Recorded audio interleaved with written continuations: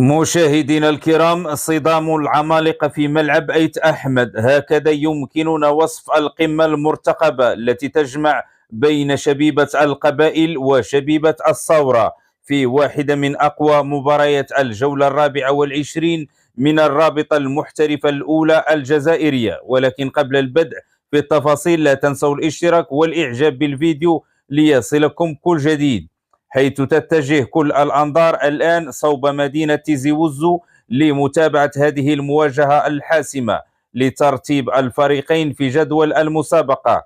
ومن المقرر أن تقام هذه المباراة رسميا يوم الأربعاء 18 مارس 2026 على أرضية ملعب حسين أيت أحمد، حيث ستعطى صافرة البداية في تمام الساعة 9 مساء بتوقيت المغرب، الساعة 10 مساء بتوقيت الجزائر، والساعة 11 مساء بتوقيت مصر.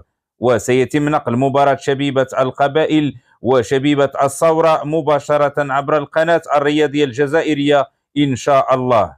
لا تنسوا الاشتراك والإعجاب بالفيديو ليصلكم كل جديد.